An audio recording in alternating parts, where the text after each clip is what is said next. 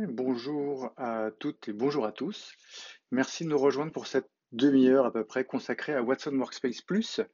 Ce webinaire va être plus particulièrement consacré à vous présenter les dernières nouveautés de la version Plus de Watson Workspace. Mais sachez qu'il existe aussi d'autres versions de Watson Workspace, dont une version gratuite qui est directement téléchargeable depuis les stores Apple ou Android, donc les stores publics, gratuitement. Donc allez-y, téléchargez l'application, créez-vous un compte, ça prend quelques minutes, et vous pouvez directement commencer à utiliser Watson Workspace. Euh, Très rapidement, hop, je me présente. Donc, je m'appelle Frédéric Givaudan. Je fais partie de l'entité logicielle d'IBM, spécialisée sur la gamme de logiciels collaboratifs qui regroupe aussi bien les offres de messagerie, mais aussi de réseaux sociaux, de partage de fichiers, etc. Et si vous souhaitez me suivre sur Twitter pour avoir les dernières actualités de cette gamme logicielle, ben vous avez l'adresse à l'écran.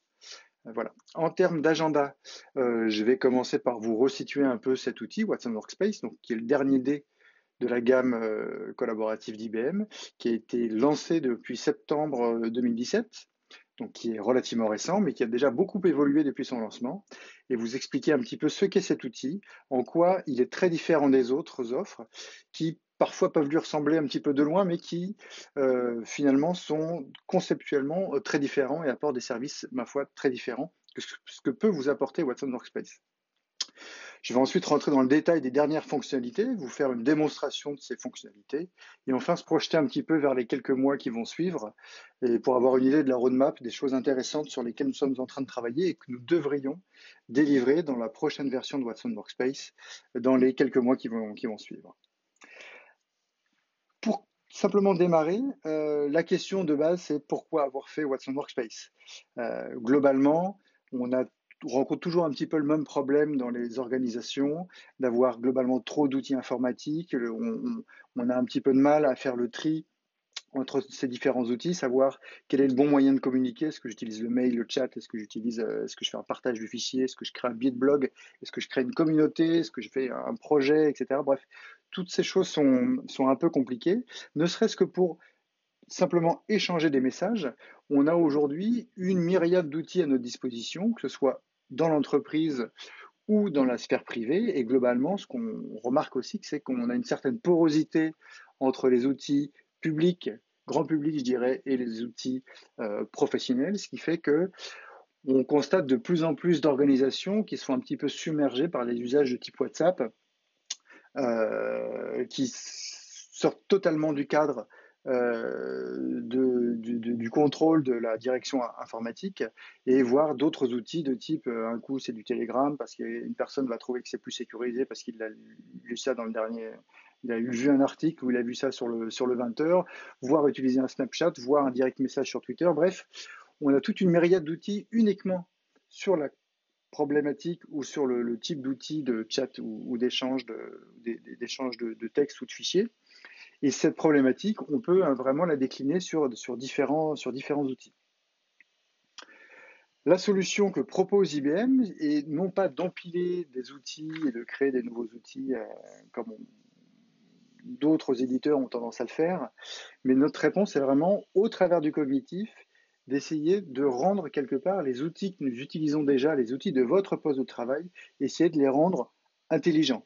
Intelligents au travers de l'intelligence augmentée de Watson. Donc vraiment l'idée c'est de vous rendre, d'aider le collaborateur, de vous rendre plus efficace et de gagner du temps, de gagner des parts de marché et de vous rendre, d'exploiter au maximum votre potentiel, je dirais, au travers de l'assistance de Watson et de l'intelligence augmentée.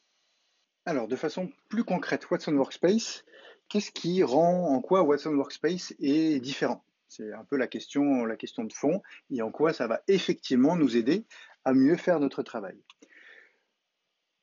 De façon très générale, Watson Workspace, qu'est-ce que c'est? C'est un outil de chat persistant qui vous permet d'échanger autour de petites équipes ou d'équipes moyennes du texte, des fichiers, d'avoir une persistance de contenu, c'est-à-dire que vous pouvez démarrer une conversation sur votre laptop, la continuer sur votre portable et inversement de façon totalement fluide et simple. Vous avez aussi une notion de présentiel, de savoir qui est connecté ou qui s'est connecté récemment à la plateforme, etc., etc. Bref, des choses, ma foi, sur lesquelles pour le coup, d'autres outils existent déjà et rendent déjà ce type de service. Là où Watson Workspace va être extrêmement pertinent et très différent, et ce qui fait que Watson Workspace est un unique, et c'est aussi pour ça que Watson Workspace, on a mis le nom Watson dans l'outil, c'est tout simplement parce que Watson écoute et analyse et comprend l'ensemble des conversations qui se déroulent sur la plateforme.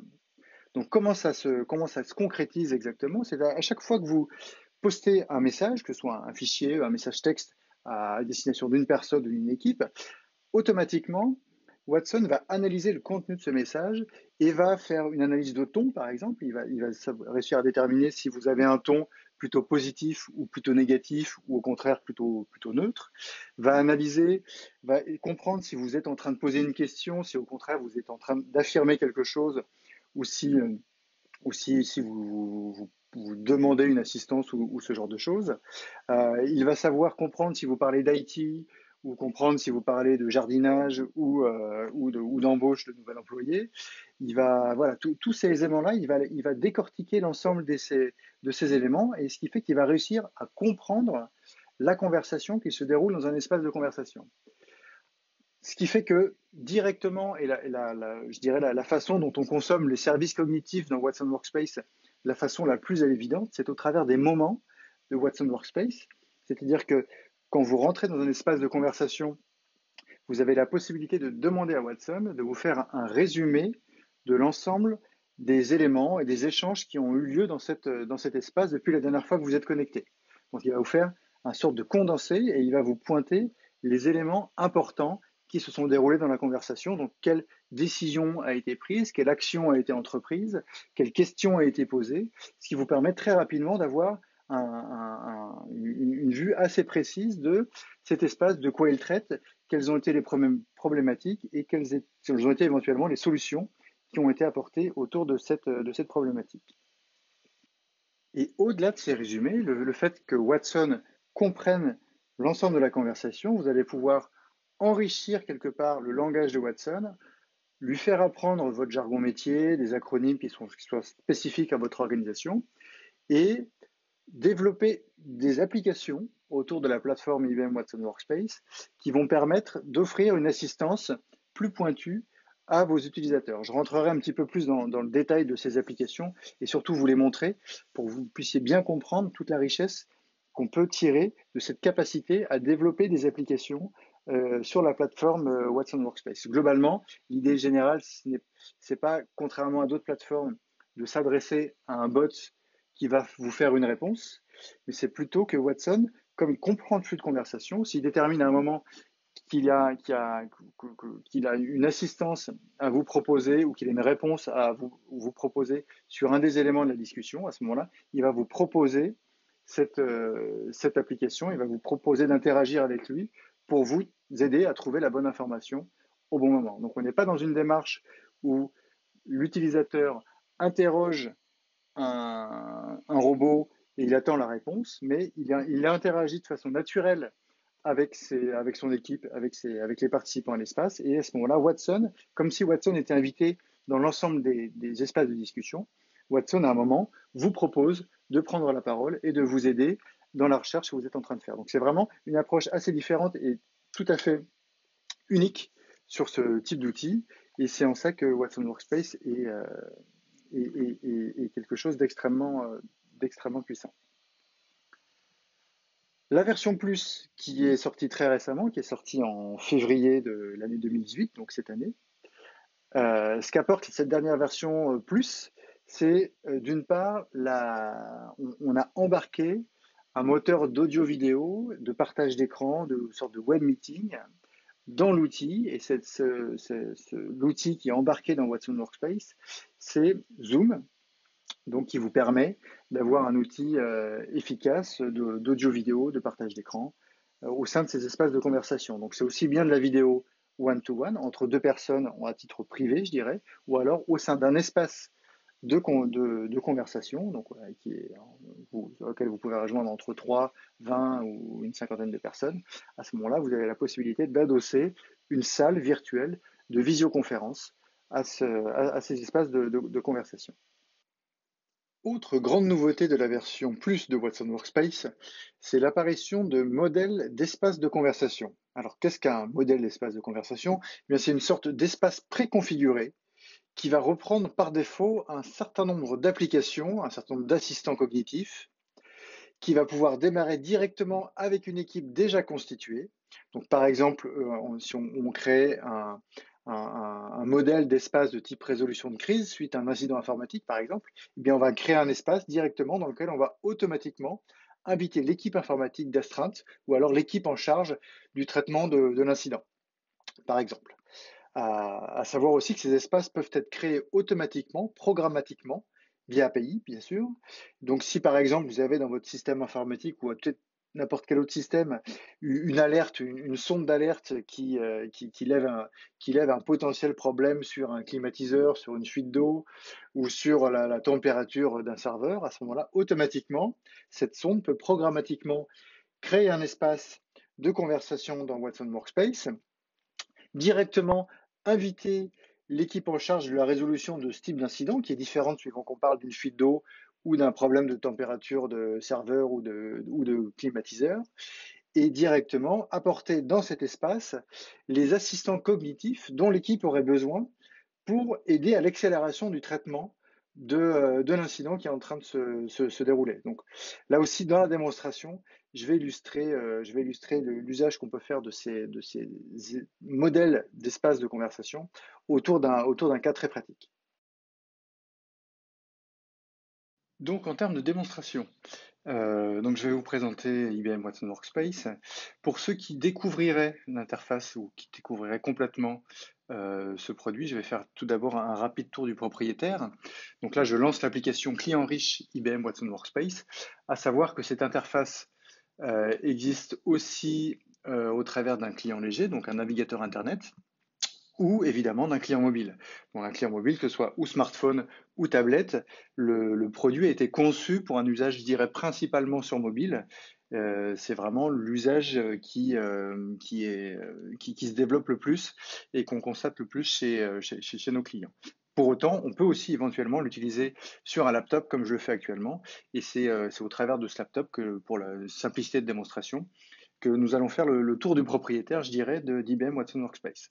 Donc globalement, comme vous le constatez, IBM Watson Workspace est constitué autour d'espaces de conversation qui va réunir des équipes petites à moyennes, je dirais, et qui vont vous permettre, au sein de ces espaces de conversation, d'échanger soit du texte, soit des images, soit éventuellement des fichiers avec vos collègues. Donc là, par exemple, je suis dans un espace de type accueil des nouveaux embauchés et je vais pouvoir envoyer des messages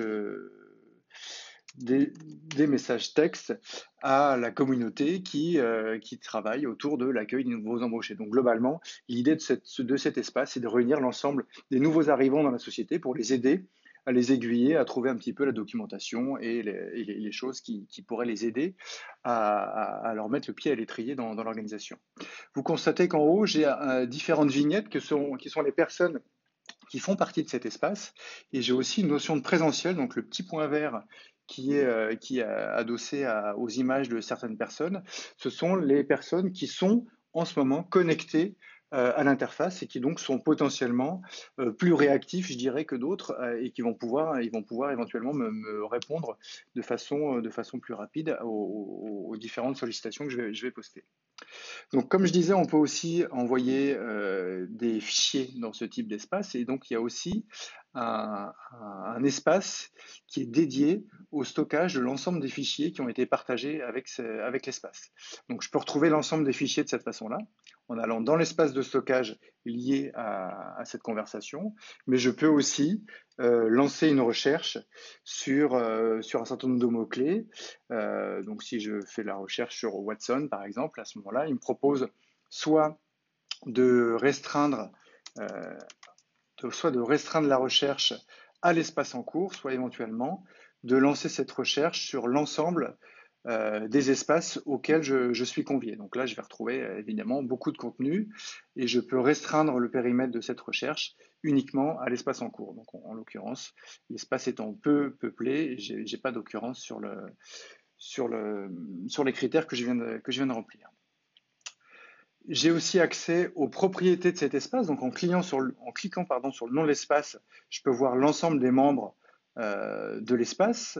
Et si j'ai les droits de propriétaire, si je suis propriétaire, si c'est moi qui ai créé cet espace, à ce moment-là, je peux soit enlever, retirer une personne de cet espace-là si je juge que ce qu'il n'est pas la bienvenue, je dirais, dans l'espace, ou s'il y a un critère de confidentialité lié à cet espace, ou éventuellement je peux lui transférer mes droits de propriétaire de cet espace à une autre personne qui, lui, à ce moment-là, va gérer la liste des invités à cet espace. Je peux aussi gérer mes notifications. Donc, j'ai une partie de notifications globalement pour l'ensemble de l'outil qui vont être repris, déclinés dans chacun de mes espaces, mais je peux individuellement, espace par espace, indiquer la fréquence à laquelle je veux être averti des nouveautés dans cet espace. Donc par exemple, là, si c'est un espace de type situation de crise que je dois gérer de façon urgente, je veux être automatiquement averti par un pop-up sur mon téléphone portable dès qu'un nouveau message va être posté, par exemple. Ou alors, je souhaite n'être averti que si une personne mentionne explicitement mon nom dans cet espace pour pouvoir y réagir plus rapidement. Et d'autres éléments, je peux aussi rajouter des applications dans mon espace de conversation. Donc j'ai un catalogue d'applications fournies par IBM, donc avec un certain nombre d'intégrations natives avec que ce soit des outils comme Buzzy, IFTTT, des informations de news, des applications de news, pardon, ou éventuellement des intégrations avec des systèmes de type Slack que je peux mettre, c'est-à-dire globalement lier un channel Slack à un espace de conversation Watson Workspace et donc d'avoir une interaction entre ces deux environnements de façon extrêmement simple. Je reviendrai sur ces systèmes d'application un petit peu plus tard si vous le voulez bien. Un des points très importants de Watson Workspace, et pourquoi Watson Workspace s'appelle Watson dans le titre, je l'ai peut-être déjà dit, mais c'est la capacité qu'a Watson à comprendre l'ensemble du texte et à interpréter le texte qui est échangé dans un espace. Donc comment ça se matérialise de façon concrète? Eh bien, de la façon la plus simple et la plus évidente, je dirais, dans l'interface, c'est au travers des moments qu'un utilisateur peut activer. Donc les moments, c'est cette petite icône-là, au travers de cette icône, on va demander à Watson de faire un résumé de la conversation et de me pointer les éléments importants que j'aurais potentiellement ratés dans la conversation. Donc là, il est capable de me dire que, eh bien, le jeudi 12 juin, hop là, pardon, je l'ai effacé, donc je vais le redemander. Voilà, donc je vais revenir un petit peu en amont. Donc voilà, un autre exemple, hop, je vais un peu trop vite. J'ai par exemple le 29 mai, Charles Cabouret qui a parlé, qui a posé des questions autour de l'application GTT. Il a demandé, par exemple, comment il pouvait poser ses congés, comment changer son badge.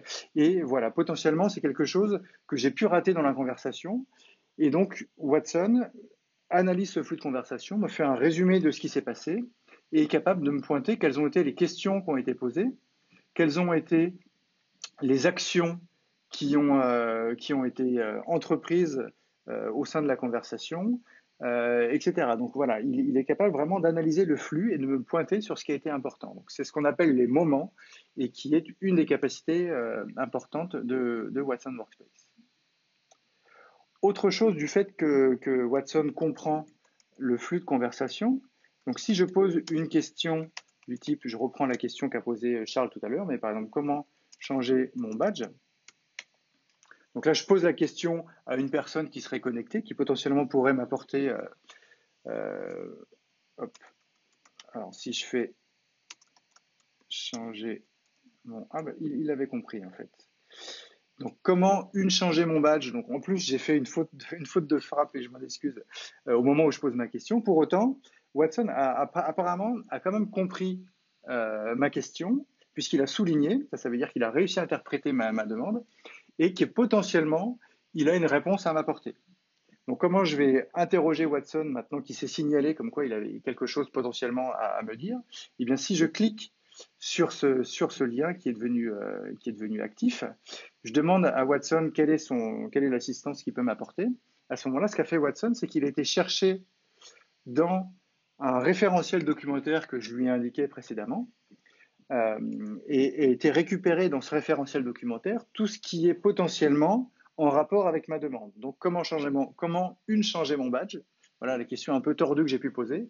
Watson a su l'interpréter et me pointe vers un certain nombre de documentations, demande de badge, demande de duplicate badge, badge à Bois-Colombes, restaurant à Bois-Colombes, puisque ça peut être un badge d'entrée ou mon badge de cantine.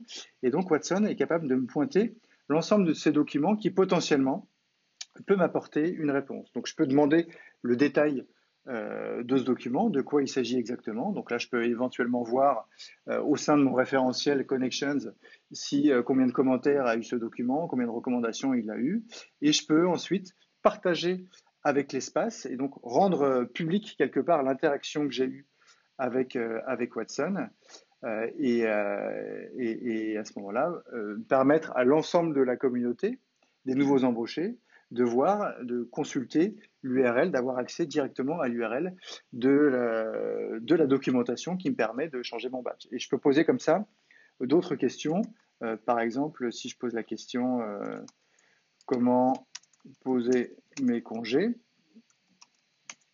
de la même manière, où une personne peut me répondre de façon interactive, ou si personne ne le fait, entre guillemets, Watson vient de souligner la question, c'est-à-dire que lui a une réponse à me proposer, et de la même manière, il va chercher dans le référentiel documentaire que je lui ai indiqué, en l'occurrence Connections, mais ça pourrait être d'autres choses, des documents qui me permettent de répondre. Donc effectivement, dans le contexte IBM, notre application qui permet de gestion du temps de travail de poser ses congés, donc l'application GTT, il me partage le lien d'accès directement à cette application. D'autres messages, si par exemple je tape un message, il fait super beau à Sophia en Antipolis, hop, super. Donc là, par contre, si je tape ce type de message, Watson a réussi, comprend de quoi il s'agit. Il a compris ce que j'essayais d'exprimer comme idée. En l'occurrence, pas grand-chose, mais simplement j'exprime mon contentement de la météo. À ce moment-là, Watson ne souligne pas ce texte-là parce qu'il considère que, bien qu'il ait compris, il n'a pas forcément de choses ou d'assistance à m'apporter.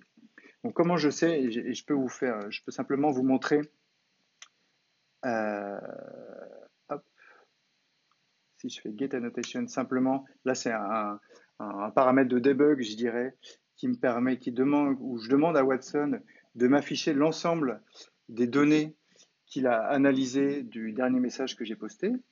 Donc là, on peut voir l'ensemble de la description, de la transcription qu'a fait Watson de ma dernière phrase. Il fait le super beau en Sophia Antipolis top. Donc, qu'est-ce qu'a compris Watson? Il a compris avec un rating de un peu plus de 88% que j'exprimais un sentiment de façon plutôt positive. Donc effectivement, il fait beau, c'est plutôt agréable. Et ensuite, il va décliner même les concepts que j'ai utilisés. Donc j'ai parlé effectivement de Sophia Antipolis, il a compris de quoi il s'agissait. Il assimile à la Silicon Valley, effectivement, pourquoi pas. Polytech, Nice, Sophia, Université Sophia Antipolis, Technopole, Recom, bref, une communauté d'agglomération. Voilà, toute cette partie-là de concepts qui sont relatifs à Sophia Antipolis, il a aussi su les interpréter. Si je vais dans les entités, donc il a bien compris que c'était un lieu. La taxonomie à 99%, il me parle de travel, tourisme, destination, effectivement, c'est la France. Un indice de confiance bien plus faible que éventuellement je pouvais parler d'hôtels ou de destinations plus européennes, ce genre de choses. Bref, ce message, je dirais anodin, que j'ai posté simplement en disant il fait beau aujourd'hui là où je me trouve, eh bien Watson a complètement décortiqué ce que j'essayais de dire, a fait une analyse de sentiment et l'ensemble de ces données, il les traite ensuite et il peut déterminer par rapport à l'ensemble de ces données, est-ce que j'ai quelque chose à ajouter par rapport à ce qu'il vient de dire, oui ou non. Si il n'a rien de plus à me dire, eh bien il laisse le flux de conversation se dérouler. Si au contraire il détermine qu'il a quelque chose potentiellement d'intéressant à m'apporter, à ce moment-là, il va surligner le message que je viens de poster et je vais pouvoir rentrer dans une interaction privée avec Watson où il va m'apporter l'assistance dont j'ai potentiellement besoin. Mais on est vraiment dans une démarche où, contrairement à d'autres outils, l'utilisateur n'est pas dans une démarche volontaire d'interrogation d'un bot. Je ne suis pas en train de dire Hello Watson, comment est-ce que je peux faire pour poser mes congés? Ou là, quelque part, je sais déjà un peu ce que je cherche. Je cherche l'outil ou comment je fais pour l'outil qui me permet de poser mes congés. Mais je peux être je suis dans une autre démarche où je pose la question à ma communauté, voilà, et si Watson comprend ma question et détermine qu'il a quelque chose d'intéressant à me dire, à ce moment-là, c'est Watson qui vient me le proposer. Donc, ce n'est pas moi qui suis dans une démarche d'interroger Watson, mais c'est Watson qui, comme s'il faisait partie quelque part de ma communauté d'experts, vient me proposer son assistance si à un moment il détermine qu'il peut être pertinent.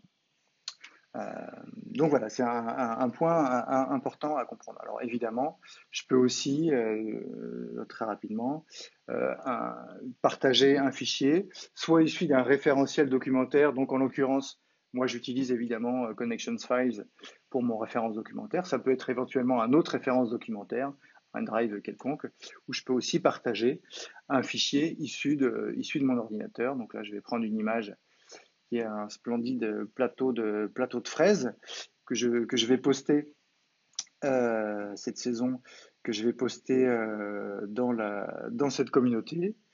Et là, ce que fait Watson, évidemment, il ne va pas avoir grand-chose à m'apporter en termes d'assistance autour de cette photo, hein. Il va simplement comprendre que j'ai posté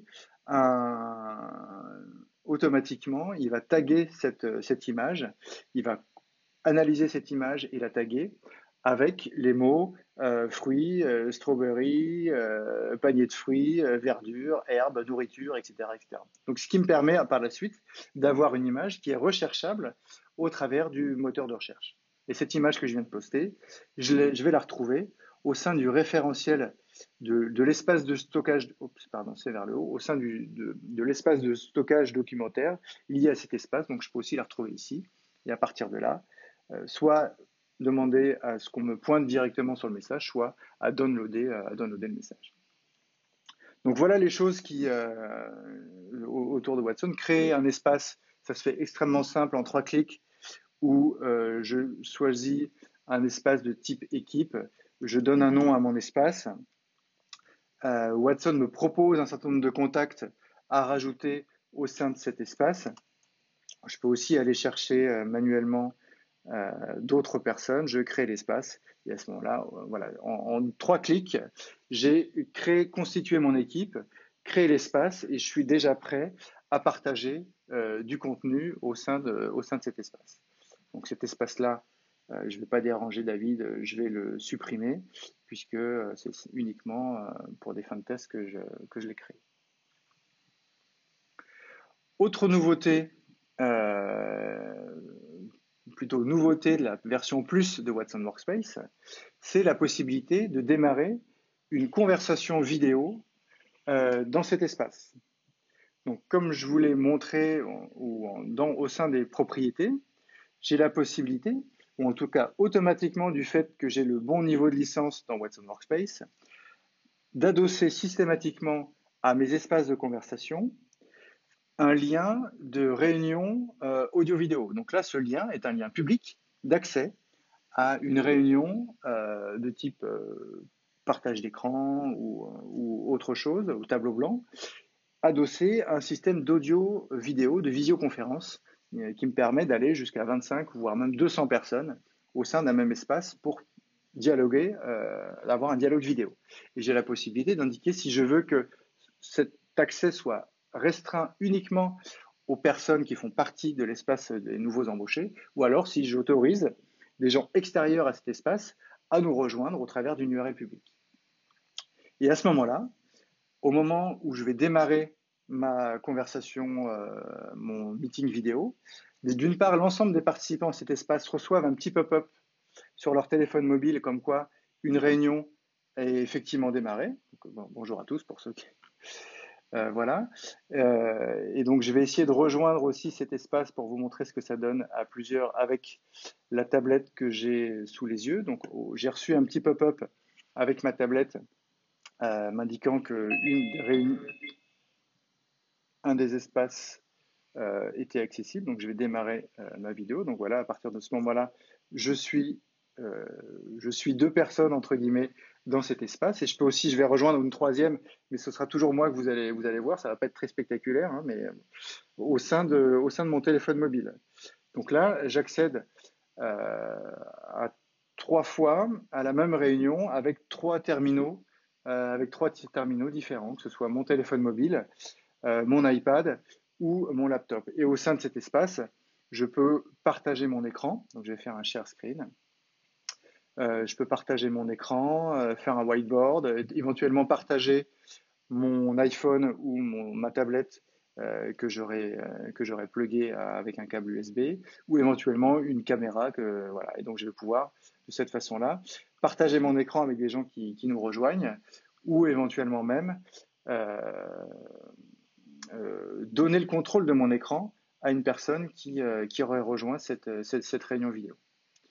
À savoir aussi qu'il y a systématiquement, alors si je fais Audio Option, la possibilité de rejoindre cet espace audio-vidéo uniquement avec un numéro de téléphone, donc en audio seulement, pour des gens qui souhaiteraient pas ou qui n'auraient pas la possibilité d'avoir un ordinateur sous la main et qui n'auraient qu'un téléphone, par exemple. Il y a une possibilité d'avoir un numéro de téléphone international qui me permet de rejoindre cet espace uniquement en mode audio. Donc voilà, je vais arrêter cette conversation vidéo et je reviens. À noter que, donc je vais le quitter sur l'ensemble de mes terminaux. Hop, quitter la réunion. Voilà qui est fait. À noter que au sein de l'espace, il y a mention de telle personne a démarré une réunion vidéo, telle autre personne a rejoint la réunion vidéo, et enfin, qui est sorti de cette réunion vidéo. Donc, voilà.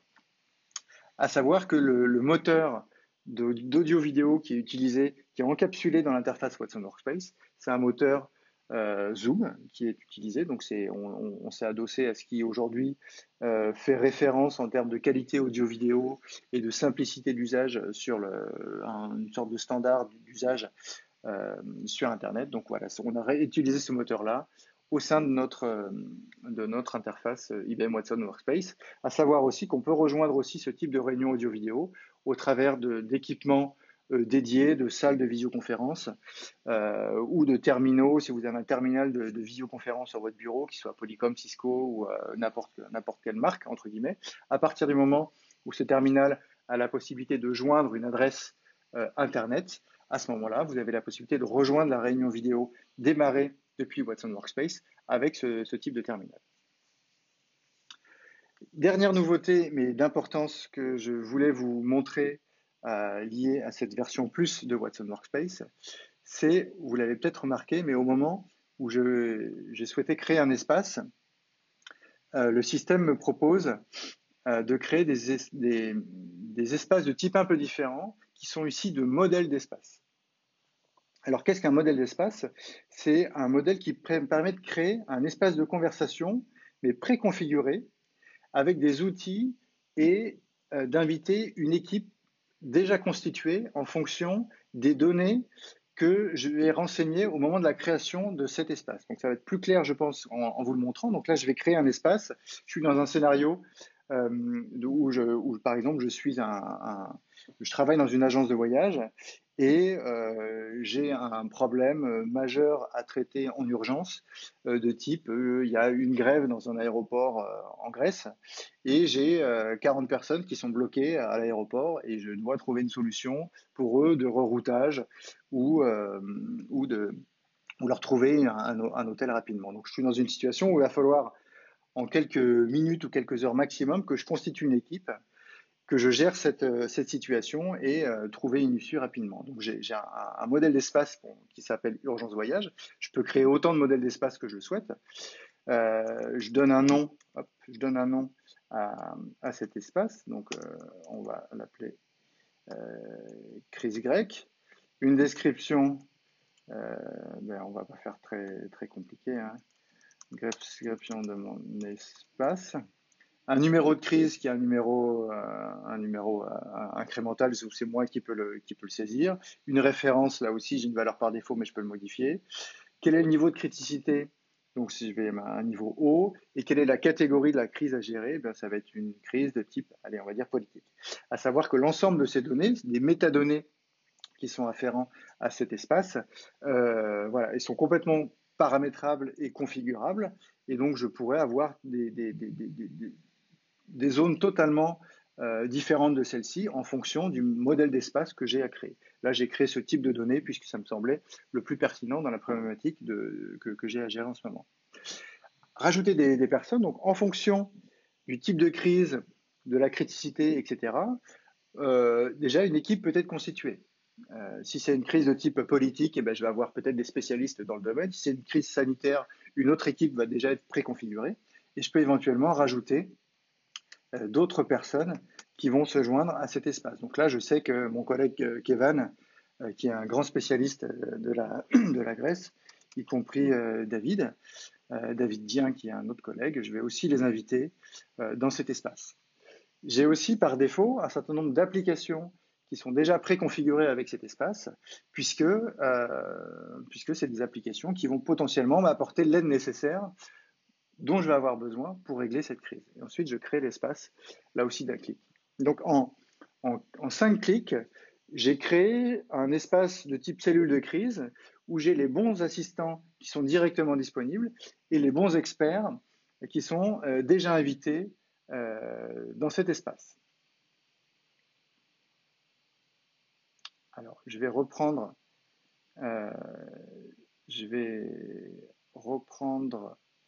un espace que j'avais déjà créé concernant cette crise grecque. Eh bien, je la trouve pas, mais c'est pas grave. Donc, je vais pouvoir continuer. Et donc, dans cet espace-là, donc je peux envoyer du texte, des messages, exactement de la même manière, évidemment.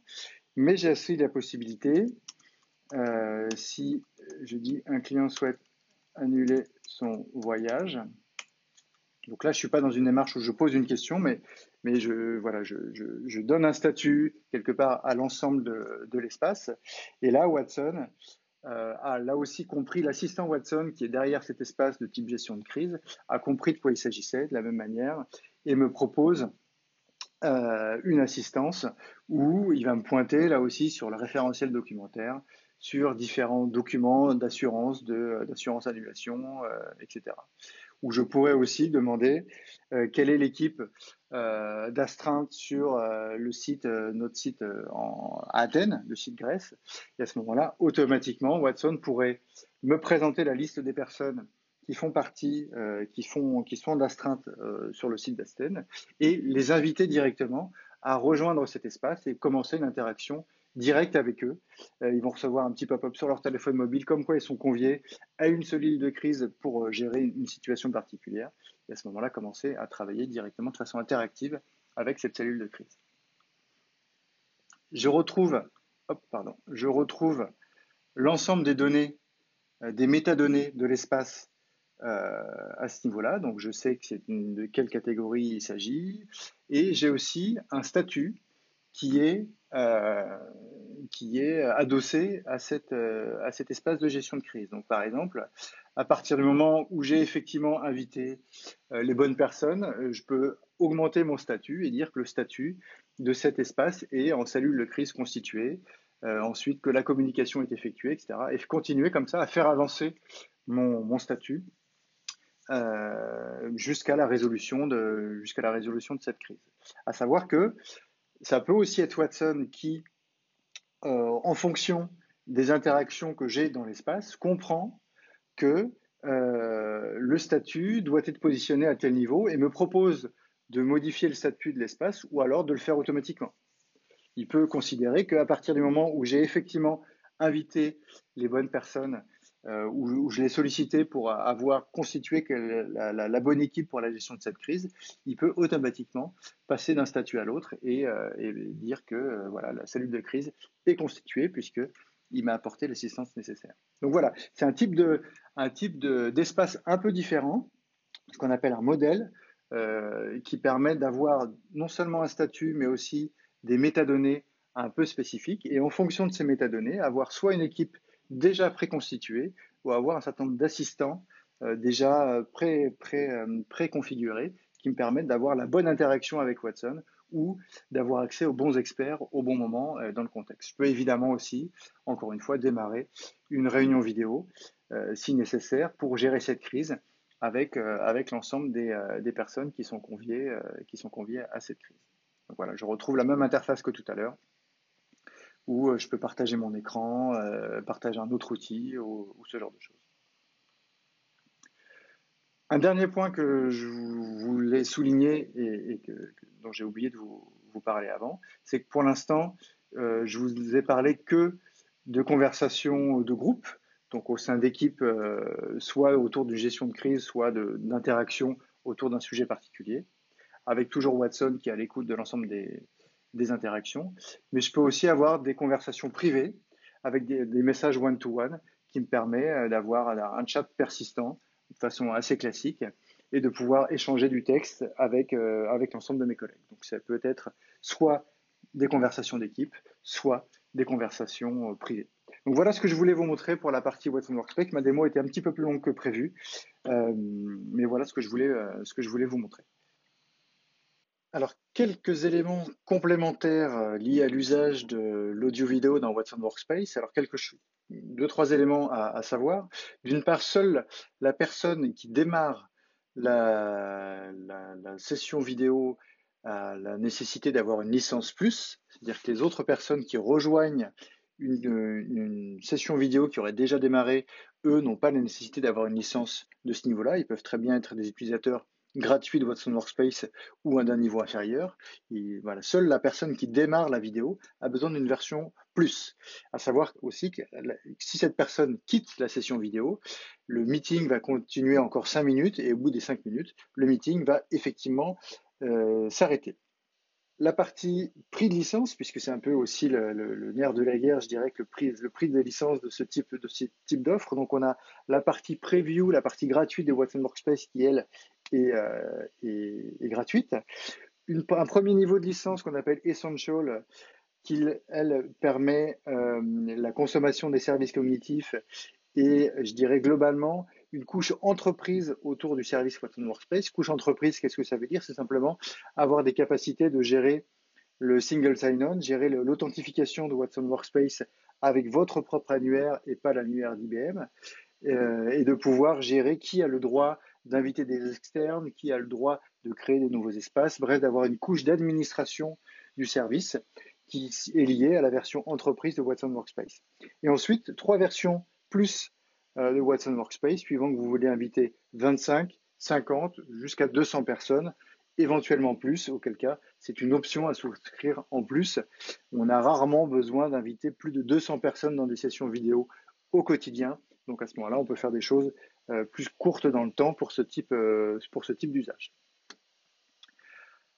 Et enfin, je terminerai là-dessus, je crois, sur la partie roadmap, ce qui va arriver dans les prochains mois dans Watson Workspace. C'est quelque part une fusion des moments de Watson Workspace, donc cette capacité à faire des résumés de conversation avec la partie vidéo. Globalement, Watson va être capable de faire un résumé d'une session vidéo qui est en cours ou qui a eu lieu. Donc, ce qui vous permet, par exemple, si vous arrivez en retard dans une session vidéo, dans une réunion, ça peut nous arriver.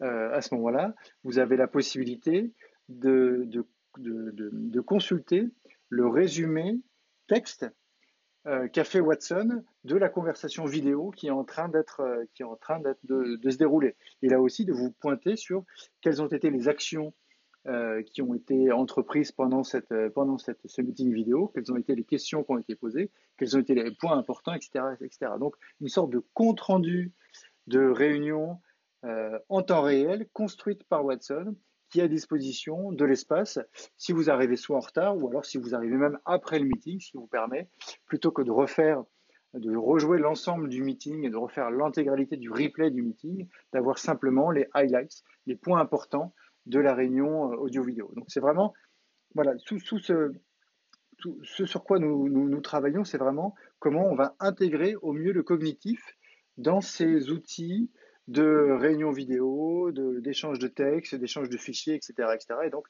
ça a vocation à se développer et d'aller de plus en plus dans ce sens-là. C'est vraiment l'objectif et la feuille de route de nos labs autour de Watson Workspace.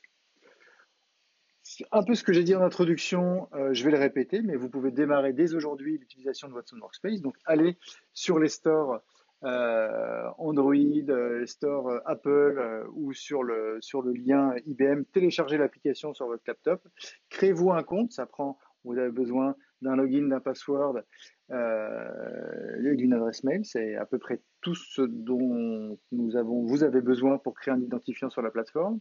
C'est aussi votre IBM ID. Donc, si vous avez déjà un IBM ID qui vous permet de télécharger des fixes ou d'avoir accès au support IBM, vous allez utiliser le même identifiant. Donc, c'est la même chose. Donc, allez-y, utilisez. Faites-vous votre propre idée de cet outil-là. Et voilà, ce qui vous permet ensuite de le tester éventuellement à plus grande échelle dans votre organisation. L'URL pour télécharger l'application sur un client riche, un client laptop, un client PC ou Mac, workspace.ibm.com. À partir de là, vous pouvez soit créer votre identifiant, soit récupérer. Et vous avez directement aussi accès à la plateforme de développement d'applications au travers de la même interface. Donc, à savoir aussi qu'il y a un centre d'aide qui est en français et qui est cette fois plutôt bien faite, donc assez didactique, qui vous permet de prendre en main le développement d'applications autour de Watson Workspace, comment créer des applications de façon assez claire et assez didactique. Donc là aussi, developer.watsonwork.ibm.com, n'hésitez pas, allez-y. Et voilà, j'en arrive à la fin de ce webinaire. Je vous remercie d'y avoir assisté. Je vais prendre quelques questions à la suite. Il nous reste quelques minutes, donc n'hésitez pas. Et pour ceux qui auraient ce webinaire en replay, eh bien, je vous invite à vous abonner à cette chaîne YouTube, à me suivre sur Twitter, et ce qui va vous permettre de rester au courant des nouvelles avancées de Watson Workspace, mais aussi de nos autres offres. C'est vraiment un produit qui se développe très rapidement. On a des nouveautés quasiment toutes les semaines ou tous les 15 jours. Donc voilà, n'hésitez pas à revenir et à réévaluer cet outil régulièrement. On vous prépare quelques bonnes surprises, j'espère, dans les prochaines semaines. Voilà, je vous remercie et je vous dis à très bientôt.